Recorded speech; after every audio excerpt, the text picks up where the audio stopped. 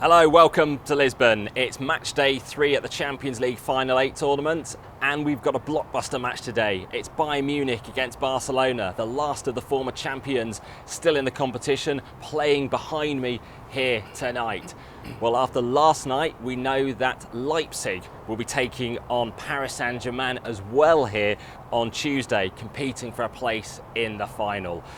Let's reflect on how Leipzig got there last night with that victory over Atletico Madrid. Alongside me is my AP colleague Thales Azoni. You were inside the stadium last night and we had another bit of late drama here.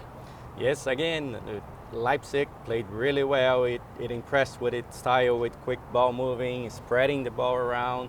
It made it really difficult for Atletico Madrid. They took the lead. Atletico was able to improve when Jerome Felix came in. In the second half, got the equalizer, but then Tyler Adams at the end came up and with the winner and sent Leipzig to its first semi-final. And what a moment for Tyler Adams to get his first ever goal for Leipzig as well. It was a slight deflection, but he said he's claiming it just like any other.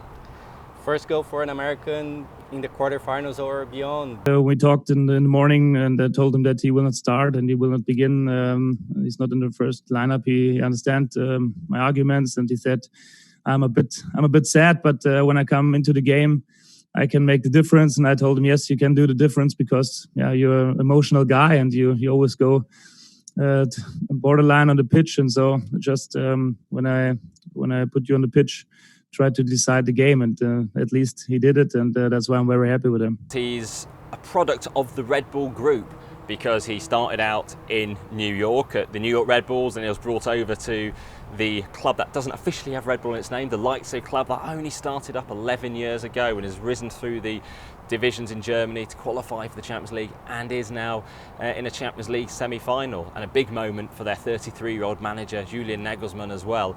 Really impressive young coach. His counterpart, though, Diego Simeone. When will he ever win a Champions League?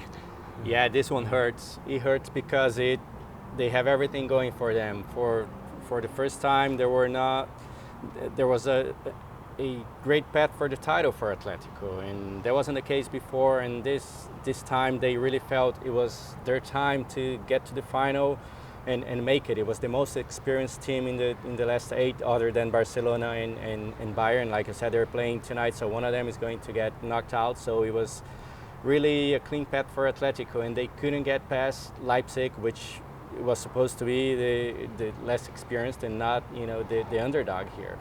Well, great sadness is what Diego Simeone talked about last night, and let's hear from him. A ver, no sé cuál es la explicación, es de amargura, ¿no? De tristeza. Buscábamos más, queríamos más, pero tengo claro que dimos todo. Tengo claro que dimos todo lo que teníamos. Y evidentemente, cuando se pierde, cuando obviamente no se encuentra un resultado que te hace pasar la eliminatoria, buscaremos excusas, buscaremos situaciones donde podíamos haber hecho otra cosa, normal. Yo le puedo garantizar que hicimos todo. Hicimos todo y los futbolistas hicieron todo para poder llegar de la mejor manera a esta temporada, que es larguísima y que es dura y que ha sido dura durante todo el año, no en este último partido. Diego Simeone, the longest serving manager in La Liga.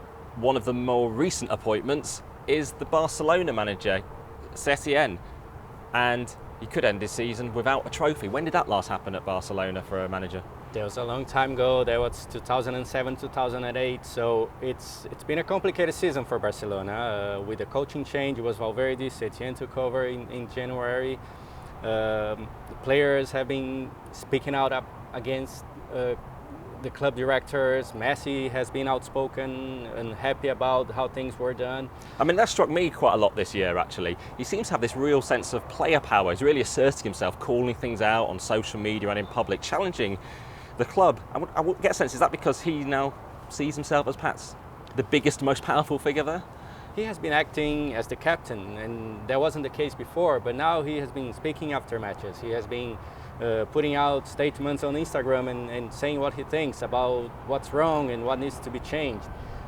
He has taken a different role within the club, and he knows that this is important right here because it would be a long time without a title again, and they need the Champions League to get back on track. They haven't won it since 2015, so it's been a while. And of course, we got Bayern last title at the Champions League in 2013, right? So yeah, they've been waiting a long time as well, and obviously it's so easy for them in Germany. 8 titles in a row.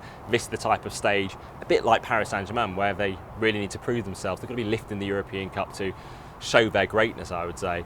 And you know what we've also seen at Bayern Munich is quite a campaigning mode this season. I think they were one of the first to recognise the Black Lives Matter movement in Europe in terms of the football pitch, because the Bundesliga resumed earlier than the others. And it's something I was speaking actually in recent weeks about to Jerome Boateng, and he was reflecting on how he's had teammates come up to him asking what they can do. Before our break, I talked actually to Joshua Kimmich and Leon Goretzka about it. They asked me how to support, how does it feel, what happened to you when you were younger, so I could tell them my story, what were my experience, and why is it so painful and hard to hear those things or this experience. And then imagine people who are younger and maybe they face this for the first time, what you can do, how can people support it. There are some situations, of course, it's really hard to help, but you can always help in a kind of situation. The one thing we have seen in Germany is players taking a knee. That hasn't happened yet here in the first 2 games of the Champions League. I've been used to seeing it in all the Premier League games since the restart, but it's not been as much of a feature in Spain, has it? it didn't happen in Spain, it didn't happen in Portugal. There was some talk about it, about what players could be doing, but so far nothing has happened. No one has taken the initiative. Maybe on Saturday when Manchester City plays, we'll see. Yeah, Manchester City-Lyon is the last of those games, and tonight though we do have a great one inside here. It should be a thrilling game tonight, but we are going to lose one of the former champions. Follow all the coverage on AP.